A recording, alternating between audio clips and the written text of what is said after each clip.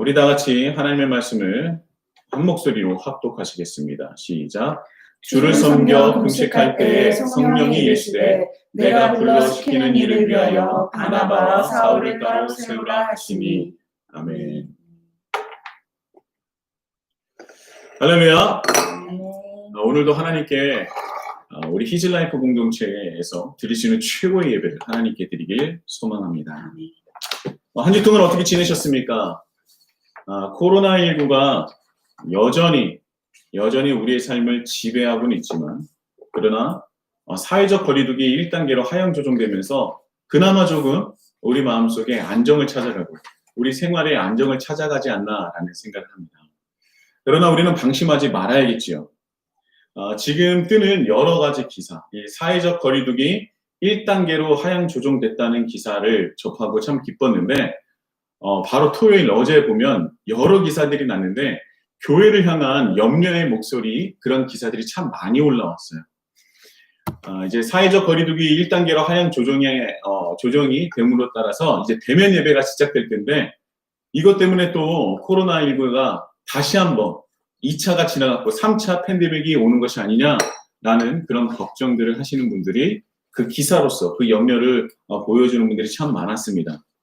그래서 저희들은요, 이럴 때일수록 교회는 사회적 거리두기 예방 수칙을 철저히 지켜야 될 것 같아요. 저희 교회도 부족하지만 다시 대면 예배를 시작하면서 작지만 이렇게 가림판을 하지 않았습니까? 그래서 처음에는 저도 이제 마스크를 할까 말까 여러 가지 고민을 했지만, 설교자는 마스크까지는 쓰지 않아도 된다라고 해서 성도분들의 앞에 이제 가림판을 두었습니다. 그래서 제가 침을 튀더라도 튀지 않는다는 것 여러분 아셨으면 좋겠고요. 어떤 단체보다 우리 교회는요, 더더군다나 먼저 그 예방 수칙을 더 잘 지켜야 하는 것입니다. 사회에서 일을 원한다면 우리는 이까지 할 수 있는 존재가 되어야 돼요. 왜냐하면 우리는 사회의 본이 되고 오히려 하나님의 뜻을 전해야 되는 존재이기 때문에 그들을 더욱더 염려할 수 있고 또 그들을 감싸 안아줄 수 있는 존재가 되어야 되지 않겠습니까? 그래서 오히려 불안감을 조성하는 교회가 아니라 복음을 온전하게 실천을 해서 하나님의 사랑과 은혜를 전할 수 있는 우리 교회와 더 나아가서 우리 히즐라이프 공동체가 되길 예수님의 이름으로 축복합니다. 지난주에 제가 설교를 할 때 하나님을 믿고 그리고 믿고 난 뒤에 삶이 구체적으로 변한다고 말씀을 드렸어요. 그렇다면 구체적으로 변하는 그 삶 중에서 어떤 것이 있을까라고 제가 질문을 던졌는데, 그 구체적인 삶 중에 하나가 바로 지난주에 말씀드렸었던 금식이라는 겁니다. 금식이라는 단어가 오늘 말씀 본문도 같죠. 사도행전 13장 2절의 말씀인데요. 우리 다시 한번 하나님의 말씀을 봉독해 보도록 하겠습니다. 시작. 주를 섬겨 금식할 때에 성령이 이르시되 내가 불러 시키는 일을 위하여 바나바와 사울을 따로 세우라 하시니. 아멘. 자, 똑같은 말씀으로 2주째 말씀을 전합니다. 이런 건 우리 교회는 너무나 일상적인 일이기 때문에 다시 한번 이제 똑같은 본문이죠. 그래서 지난주에 첫 번째로 나눴었던 금식에 대해서 다시 여러분들과 함께 나누고 싶어요.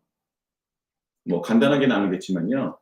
금식이라는 것은요, 무엇으로부터 시작되느냐? 회개로부터 시작된다고 제가 첫 번째로 말씀을 드렸습니다. 성경에서 금식을 시작할 때는요, 그 당사자나 그런 단체나 공동체가 큰 일을 겪고 큰 사건이 그 공동체를 덮었을 때 성경에서 나오는 그 수많은 공동체들이 무엇으로부터 시작되느냐? 바로 회개로부터 시작했다는 거예요. 금식을 하기 위해서 그들이 준비했던 것이 무엇이냐? 제단이었고요. 그 제단 앞에서 무엇을 드렸느냐? 하나님께 회개로부터 시작했다는 것을 말씀을 드렸습니다.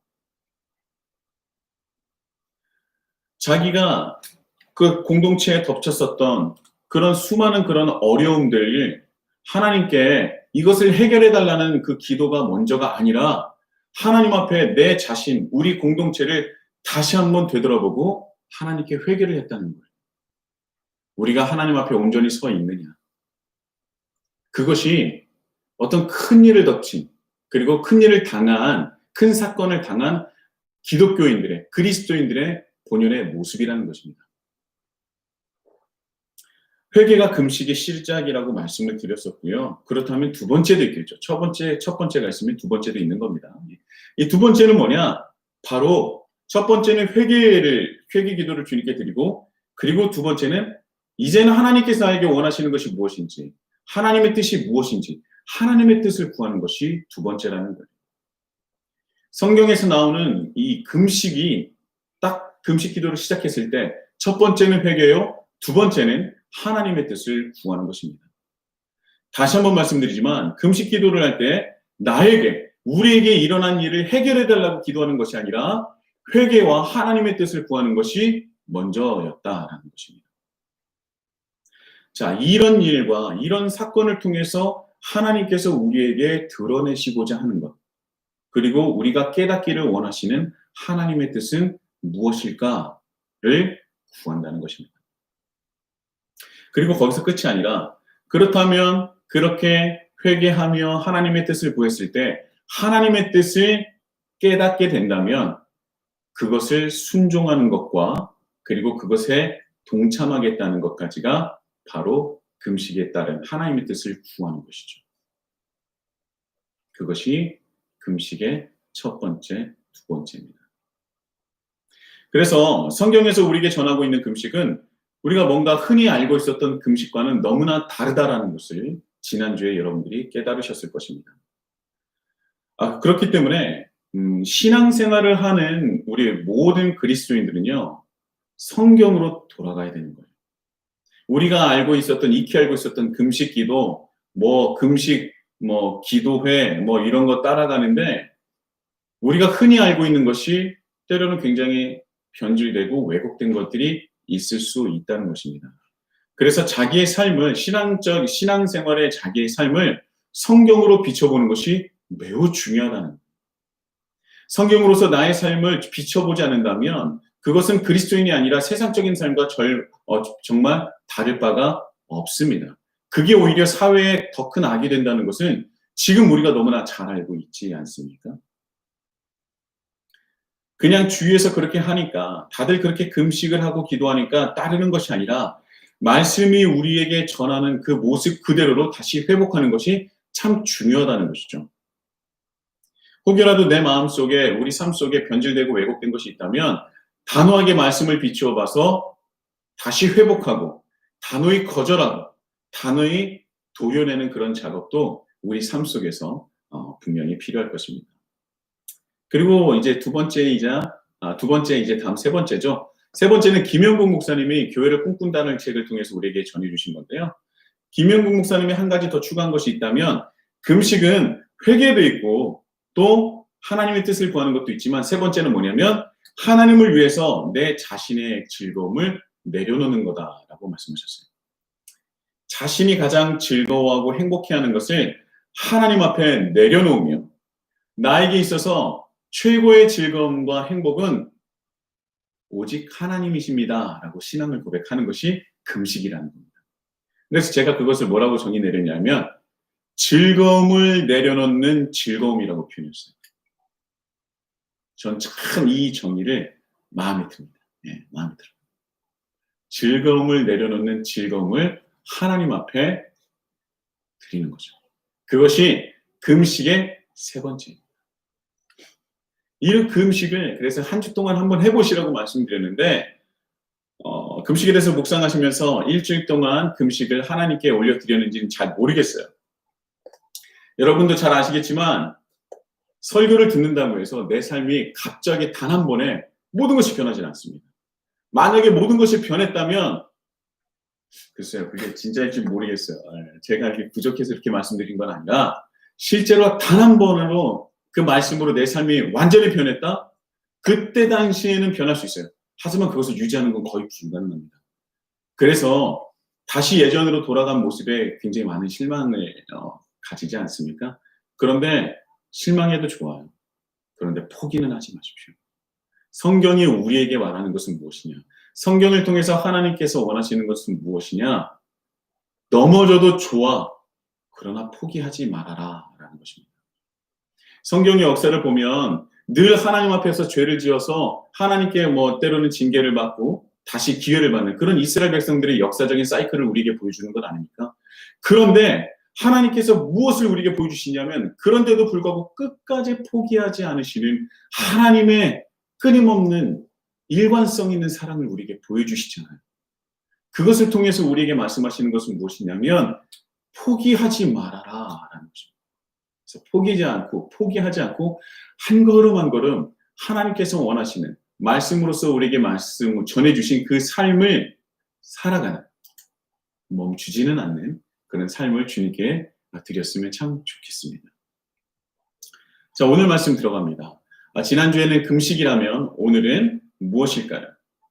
하나님을 믿음으로 달라진 구체적인 삶에서 금식에 이은 삶은 무엇이냐? 바로 예배를 드리는 삶입니다. 오늘의 말씀을 보면 예배는 없죠. 개역개정에서는요, 우리가 보고 있는 개역개정 성경에서는 주를 섬겨라는 표현을 했습니다. 자, 섬긴다는 것은 무엇을 뜻합니까? 내가 주님을 섬긴다. 이것은 하나님께 예배를 드린다는 거예요. 실제로 새 번역본이나 공동번역이나 NIV 번역이나 모두 다 예배로 번역을 했어요.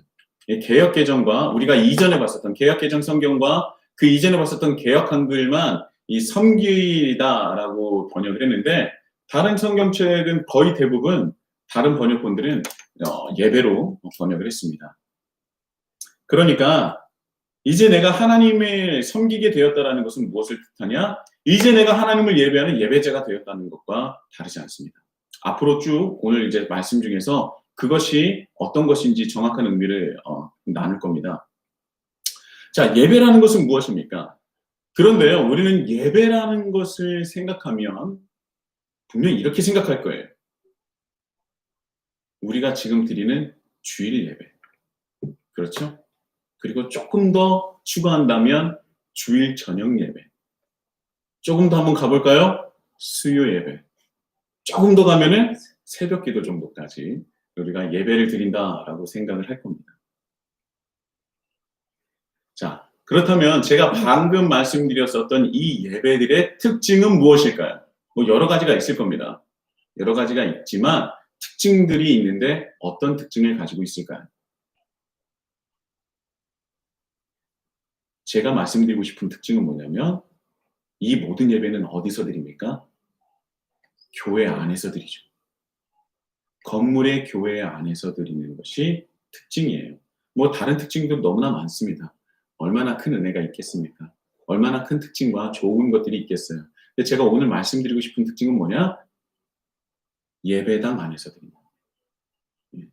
건물의 교회 안에서 드린다는 특징이 있습니다. 그래서 우리는 흔히 어떻게 보면 예배란 교회 안에서 하나님께 드리는 것, 예전적 예배를 드리는 것을 예배라고 생각할 수도 있을 것 같습니다. 어느새 우리는요, 이런 공식이 우리 머릿속에 박혀 있는 것 같아요. 그런데 오늘 말씀을 원어로 풀어보자면요. 퀴리오스, 주를 레이툴게오, 섬기며 또 예배를 드리다라는 이 두 단어로 시작을 해요. 퀴리오스, 레이툴게오. 아마 퀴리오스는 많이 들어보셨을 겁니다. 주님, 나의 주, 주여 주여 할 때 그 원어가 헬라어로 퀴리오스예요. 퀴리오스는 많이 들어봤는데 레이툴게오는 많이 들어보시지 못했을 겁니다. 이것이 바로 섬기다라는 뜻이에요. 이거는 레이툴게오는요, 원래 공적인 일꾼이 되다라는 뜻을 가지고 있습니다. 레이툴게오는 공적인 일꾼이 되다라는 뜻을 가지고 있다는 거예요. 자, 그래서 하나님을 믿는다면 우리가 하나님을 주님으로 모시게 된다면 우리가 주여라고 얘기를 한다면 우리는 하나님의 공적인 일꾼이 되는 것입니다. 하나님을 위해서 일하는 사람이 된다는 것이죠. 이제까지 나를 위해서 살았던 존재라면 하나님을 믿었더니 어떻게 변해요? 하나님을 위해서 살아가는, 하나님을 위해서 일을 하는 공적인 일꾼이 된다는 것입니다. 이제까지는 내가 왕이 되기 위해서, 내가 조금 더 높은 대접을, 좋은 대접을 받고 높은 곳에 다다르기 위해서 살아왔다면 이제 내가 오르려고 하는 그 자리에 누구를 앉혀드리는 거예요? 이미 하나님을 앉혀드리는 거예요. 삶을 살아가는 것이 바로 하나님을 믿는다는 것, 그리고 레이툴게오, 하나님의 일꾼이 되었다라는 것입니다. 하나님의 일꾼이 되어 살아가는 것이 바로 레이툴게오라는 것이에요. 이것이 하나님을 위해서 일꾼이 되어가는 삶, 그것이 내가 하나님을 믿으면서 달라지는 구체적인 두 번째 삶입니다. 퀴리오스 레이툴게오. 주를 섬기는 자, 주를 예배하는 자, 주님의 공적인 일꾼이 되는 자. 그렇게 살아가는 것이 바로 하나님을 믿고 난 뒤에 구체적으로 내가 삶이 변해지는 두 번째 모습이라는 것입니다. 제가 설교 중이나 양육을 할 때 귀에 피가 날 정도로 얘기하는 것들이 있어요. 아, 목사님이 또 시작이구나 이런 것들이 있는데 그게 뭐냐면 하나님을 믿는다는 것은 나의 삶의 목적과 목표와 방향성이 달라진다는 겁니다. 제 유튜브에 올라와 있는 수많은 그 설교 영상 중에서 이거 안 나오는 적이 거의 없어요. 나의 삶과 목표와 이 방향성이 달라지는 게 바로 하나님을 믿는다는 거예요. 그냥 그저 내가 안 다녔던 교회 다니면서 예배 드리는 것으로 끝나는 것이 아니라 완전히 모든 것이 달라지는 것이 하나님을 믿는다는 것입니다. 그래서 학생이 공부해야 하는 이유, 직장을 다니는 이유, 결혼을 하는 이유, 아이들을 양육하는 이유, 내가 살아가는 모든 공간에서 삶의 이유가 달라진다는 거예요. 모든 이유에서 무엇으로 변해되느냐? 하나님을 더 섬기기 위해서 살아가는 존재로 변해된다는 것입니다. 변화된다는 거예요. 그러니까 학생이 공부를 하는 이유는 뭐냐면 하나님을 더 잘 섬기기 위해서 공부하는 거예요. 내가 좋은 직장을 가지기 위해서 열심히 노력하는 이유는 뭐냐면 내가 하나님의 공적인 일꾼이 되었기 때문에 하나님을 더 잘 섬기기 위해서 하나님께 더 잘 예배를 드리기 위해서 더 좋은 직장을 가지기 위해서 피나는 노력을 하게 된다는 것입니다. 결혼을 하는 이유는 내가 저 사람을 사랑해서도 맞지만 그러나 내가 저 사람과 함께함으로 하나님을 더 잘 믿기 위해서 하나님을 더 잘 따르기 위해서 하나님께 좀 더 좋은 예배를 드리기 위해서 예배자가 되기 위해서 결혼한다는 거예요. 그래서 우리는 결혼 대상자를 선택함에 있어서 가장 첫 번째 이유가 무엇이 되어야 되냐면 내가 하나님을 더욱더 잘 섬기기 위함이다라는 것이 있어야 된다는 것이죠. 또 아이들을 이제 낳습니다. 그런데 아이들을요, 세상처럼 세상에 떵떵거리기 위해서 이 아이들이 조금 더 높은 지식을 가져서 이래저래 많은 것들을 누리기 위해서 이 아이들을 양육하는 것이 아니라 이 아이가 조금 더 하나님의 어떤 사람이 되기 위해서 조금 더 하나님을 잘 믿는 아이들이 되기 위해서 하나님을 조금 더 잘 섬기는 아이들이 되기 위해서 우리가 그 아이들을 양육한다는 거예요. 하나님 믿기 이전에는 모르겠으나 하나님을 믿기 이후부터는요, 그것이 달라져야 된다는 거예요. 왜냐하면 우리는 하나님을 믿는다는 것, 예배자가 되었고 하나님을 섬기는 사람이 되었고 하나님의 공적인 일꾼이 되었기 때문입니다. 이게 주를 섬겨라는 퀴리오스 레이툴게오라는 말씀이에요. 이거는 그냥 넘어가서는 안 되는 말씀이죠. 우리의 삶의 전반적인 모든 목적과 방향성이 달라진다는 것입니다. 우리는 나의 일꾼이 아닌 하나님의 일꾼이 되었다는 거예요. 하나님의 공식적인 일꾼이 되었다는 것이죠. 이 공식적인 것이라는 것은 이 안에 뭐냐면 이 공신력이 담겨 있다는 거예요. 공신력이 담겨 있다는 겁니다. 이 공신력이라는 것은요, 법률적으로 신뢰받을 수 있는 능력이에요. 어떠한 외압과 부정도 될 수 없는 보호장치가 되어 있다는 것입니다. 내가 누군가의 가족이 되고 싶어요. 그런데 그것은 내가 되고 싶은 것이지 정말 법률적으로 어떻게 합법적으로 공신력 있는 가족이 될 수는 없습니다. 내가 되고 싶다고 인정을 받을 수 있다고 가족이 되는 게 아니에요. 내가 아무리 가족이라고 외친들 공신력 있는 가족관계 증명서에 내 이름이 없으면 가족입니까? 아닙니까? 아니에요. 그냥 내 바람일 뿐입니다. 사회에서 절대 가족으로 인정받을 수 없어요. 왜냐하면 공신력 있는 가족관계 증명서에 내 이름이 없기 때문입니다. 그런데요, 하나님께서는 우리가 하나님을 믿으면, 우리가 하나님을 따르면 그때는 공신력 있는 그리스도인이 된다는 거예요. 하나님의 자녀가 된다는 겁니다. 하나님의 공식적인 일꾼이 된다는 것이죠. 하나님께서 우리의 공신력이 되어 주신다는 거예요. 그것은요, 이 세상의 그 어떤 힘으로도 외압으로도 부정되거나 거절될 수 없습니다. 하나님의 스스로 공신력이 되어서 우리를 보호하시고 있기 때문이죠. 그것을 일컬어 우리는 하나님의 은혜요, 하나님의 끝없는 사랑이라고 말씀을 합니다. 그 은혜와 사랑이 우리와 영원히 함께할 줄 믿습니다. 우리는 그 사랑과 은혜로서 이 세상을 살아가는 것이죠. 그것은 어떠한 외압과 어떠한 힘의 안에서도요, 그것은 부정당하거나 거절당할 수 없어요. 그것은 하나님께서 지켜주시는 것입니다. 하나님의 은혜로, 하나님의 영원하신 사랑으로 하나님의 자녀가 되는 것이죠. 얼마나 감사하고 얼마나 감격적인 일입니까? 하나님의 자녀라는 것은요, 이제는 다른 말로 하나님의 일꾼이 되어 하나님을 위해서 살아간다는 것이죠. 이전에 나를 버리고 하나님께서 입혀주신 그리스도인의 옷을 입고 세상을 살아간다는 거예요.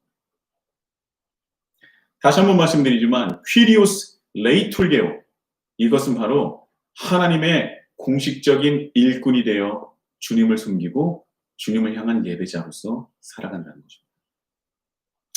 예전에 신앙에 대해서 굉장히 고민이 많으신 분이 있었어요. 그리고 그 분의 고민의 시작은 다름 아닌 교회의 회복이었습니다. 교회가 사회에 너무나 많은 지탄을 받으니까 너무나 속상했어요. 그리고 너무나 가슴을 아파했던 분입니다. 그래서 어떻게 하면 다시 하나님을 잘 섬겨서 교회가 예전의 모습으로 다시 회복할 수 있을까 정말 고민하며 또 가슴 아파했던 분이에요. 그래서 그분과 한참 많은 것들을 나눴던 기억이 있습니다.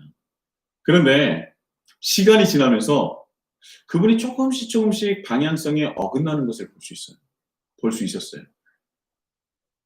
왜 그랬느냐? 그분과 나누는 대화가 언젠가부터 교회를 향한 비판만 남았어요. 이것이 잘못되었고 이것을 고쳐야 한다고 하면서 때로는 굉장히 매우 감정적으로 쏟아냈습니다. 근데 그것들이 틀린 말은 아니었어요. 틀린 말은 아니었어서 저도 맞습니다. 교회가 요즘에 좀 부족한 부분이 있지요 라고 저도 분명히 동의한 부분도 있었지만 어떻게 보면 굉장히 비판을 위한 비판을 계속 지속적으로 이제 듣다 보니까 저도 때로는 굉장히 마음적으로 좀 불편해진 감이 없지 않아 있었습니다. 그런데 그분이 했었던 비판 중에 하나가 뭐냐면 성경의 번역본들이 여러 가지가 있는 이유를 내가 모르겠다. 왜 성경은 하나인데 번역본들은 너무나 많냐? 도대체 제대로 된 번역본이 뭐냐라고 막 묻는 거예요. 그러면서 성경에 자기가 가지고 있었던 개역 개정에도 너무나 오역이 많다는 겁니다. 어디서 그렇게 오역을 많이 찾아내는지 이야 정말 대단해요. 이분의 노력이 정말 대단하다고 느꼈습니다. 그중에 저도 알고 있는 부분도 있지만 저도 몰랐던 부분도 있어요. 깜짝깜짝 놀랍니다. 어이구, 그저 인터넷을 긁어서 봐서 나한테 말하는 것이 아니라 정말 직접적으로 성경을 읽으면서 그 여러 번역본들을 대조하면서 읽었던 거예요. 세상에. 그 노력은 인정해줄 만합니다. 여러분, 성경 1년에 번역본 하나를 일독하기도 어려운데 그분은 수많은 그런 번역본들을 대조해가면서 읽으신 분이잖아요. 야, 이거 대단하다. 인정은 해주지만 뭔가 이상해. 그리고 또 성경에 오역이 많다고 말을 하는데 그 중에 오늘 말씀도 오역이 있다고 저에게 말했습니다. 개역개정에는 섬기다라고 표현하는데 다른 번역들을 보니 예배를 드린다라는 거예요. 어떻게 섬김과 예배가 같을 수 있냐고 저한테 얘기하는 겁니다.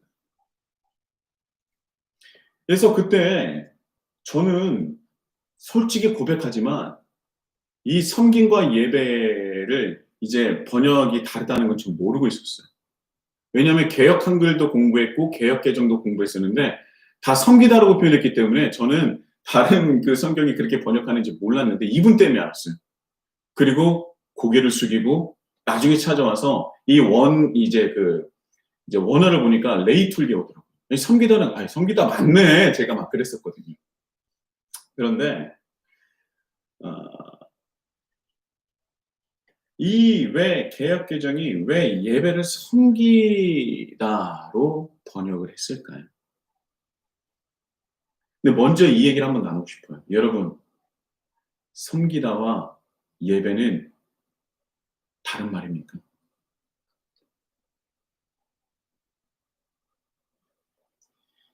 이분이 말씀하셨었던 이 섬김과 예배의 차이점은 뭐냐면 섬김은 구제고요. 그러니까 누구를 돕는 거고 예배는 우리가 일상적으로 드리는 그러니까 일상적이지 않죠. 주일날 그리고 또 때로는 교회 안에서 드리는 예배를 예배라고 생각했던 겁니다. 그러니까 이 섬기다와 예배가 다른 말로 느껴지는 거예요.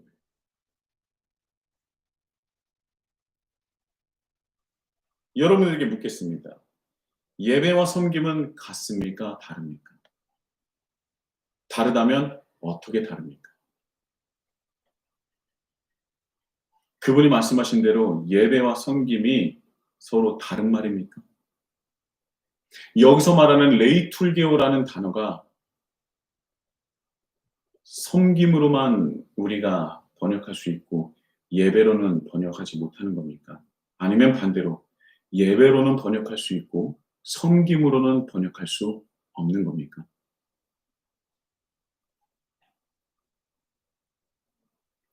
여기서 예배와 섬김과 예배가 다르다고 한다면 이 성경은 오역된 거죠.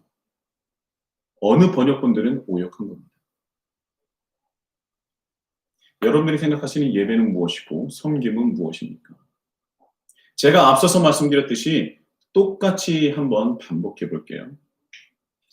여러분이 예배를 생각하면 대부분 주일 예배를 생각하실 것입니다. 조금 더 한다면 주일 저녁 예배, 조금 더 한다면 수요 예배, 조금 더 한다면 금요 철야, 새벽 기도도 있을 것입니다. 방금 제가 말씀드린 것들의 특징들이 뭐죠? 다른 많은 것들도 있겠지만 말씀드렸던 모든 예배는 어디서 드려지고 있습니까? 바로 교회 안에서 드려지고 있죠. 우리는 어떻게 보면 예배란 교회 안에서 하나님께 드리는 것이라는 공식을 세운 것 같습니다. 라고 제가 똑같이 말씀드렸었어요. 제가 이렇게 똑같이 말씀드리는 이유는 이 설교의 분량을 늘리기 위해서 한 것이 아니라 우리가 다시 한번 예배에 대해서 정말 생각해 봐야 될 것이 있다는 것입니다.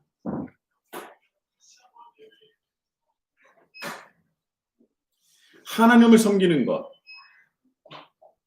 하나님께 예배드리는 것, 이것이 예배다라는 나만의 정의가 있기 때문에 오늘의 말씀이 오역처럼 느껴지는 것은 아닐까라는 생각을 하게 된다는 것이죠. 여러분, 하나님을 섬기는 것이 무엇입니까?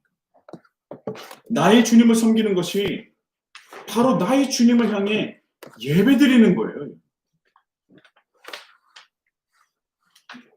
둘이 다른 것이 아니라 같은 거라는 거예요. 그런데 우리가 하나님께 예배드리는 것을 교회 안으로 좁혀버린 거예요. 언제서부턴가 우리가 예배드린다고 한다면 그냥 교회 안에서 하나님께 예전적으로 드리는 예배로 우리가 그 의미를 축소시켜버린 겁니다. 그 의미를 축소시킨 것뿐만 아니라 예배에 대한, 섬김에 대한 그 의미까지도 변질시켜버린 거예요. 이건 축소뿐만이 아니라 변질까지 된 겁니다. 여러분, 하나님을 섬기는 것은요, 하나님을 예배드리는 거예요. 그리고 예배는요, 교회 안에서만 드리는 것이 아니라 교회 밖에서도 드리는 겁니다. 그것을 다른 말로 한다면 섬기다라고 할 수 있는 거예요. 그것이 바로 레이툴게오라는 이 공식적인 공식력이 있는 하나님의 일꾼이 되어 교회 아니든 세상이든 하나님의 일꾼으로 살아간다는 그 뜻이 그 안에 담겨져 있는 거예요. 큐리오스, 레이툴게오. 이것은요, 내가 주님의 공식적인 일꾼이 되었습니다. 그래서 나는 교회뿐만 아니라 우리 공동체뿐만 아니라 그 내가 살아가는 어느 곳에든지 주님의 공식적인 일꾼으로 살아가겠습니다라는 말과 동일하다는 겁니다. 이건 오욕이 아니에요. 언제부터 우리는 하나님께 드린 예배를 교회 안으로 한정짓고 있었습니까? 도대체 언제부터입니까? 예배는요, 하나님을 섬기는 거예요. 하나님의 공식적인 일꾼이 되었다는 우리의 신앙 고백인 것입니다. 그렇기 때문에 우리는 하나님의 공식적인 일꾼이 되어 하나님을 위해서 살아가는 것이죠. 그래서 하나님을 위해서 살아가는 것은요, 교회뿐만 아니라, 교회 안뿐만 아니라, 교회 밖에서도 그렇게 똑같이 살아가야 한다는 것입니다. 근데 언젠가부터 우리는 교회의 모습과, 교회 안의 모습과 교회 밖의 모습이 점점 달라지고 있어요. 교회 안에서는요, 신앙인으로 살아가는데, 교회 밖에서는 세상과 똑같은 사람으로 살아간다는 것입니다. 그러면 안 된다는 거예요, 여러분. 근데 오늘은요, 여기까지는 좀 언젠가 여러분들 많이 들으셨을 거예요, 저한테. 그런데 오늘은 한 가지 더 나가겠습니다. 제가 말씀을 이 새벽에 준비하고 있는데, 제 마음속에 하나님께서 두드리는 하나님의 음성이 있었어요. 그게 뭐냐? 관수야, 지금은 교회 안에서 신앙인으로 살아갔던 그 사람이 그립다. 그 사람마저도 그립다라는 그런 말씀을 저에게 주시더라고요. 저도 깜짝 놀랐어요. 이제까지 제 수많은 설교 중에서 왜 교회 안의 삶과 교회 밖의 삶이 다릅니까? 교회 안과 교회 밖의 삶이 동일해야 되지 않겠습니까? 우리가 그리스도인으로 밖에서도 살아갑시다라고 정말 주구장창 외쳤는데 하나님이 어떤 말씀하시냐면 지금은 교회 안에서 신앙인답게 살아가는 그 사람들마저도 그리운 시절이 되었다. 교회 안을 돌아봤더니 교회 안에서조차 그 신앙인답게 살아가는 사람을 찾기가 참 어려운 시기가 되었다는 것이죠. 교회 안에서 교회가 수많은 성도들 때문에 흔들리고 무너지고 갈라지는 모습을 우리가 너무나 많이 보지 않습니까? 어떤 것이 본질인지도 모른 채 어떻게 살아가야 되는지도 모른 채 어떻게 우리가 예배를 드려야 되는지 모른 채 정말 허우적거리는 사람들이 교회 안에서 너무나 많다는 거예요. 교회 안에서 사랑과 섬김과 그 연합보다는 비판과 분쟁 그리고 나눔을 어렵지 않게 우리는 볼 수 있습니다. 자신의 이익과 힘이 중심이 되기 위해서 교회 안에서 내가 주가 되기 위해서 얼마나 많은 사람들이 그렇게 노력을 하고 그렇게 분탕을 치고 분쟁을 일삼는지 모릅니다. 교회를 나누어뜨리는 거예요. 교회를 나뉘게 하고 무너뜨리는 모습을 우리는 잘 알고 있습니다.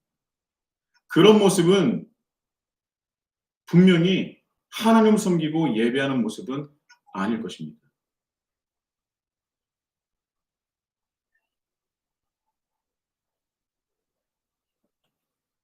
그런데요, 교회 안에서 이런 우리들의 모습을 통해서 세상은 비웃고 있잖아요.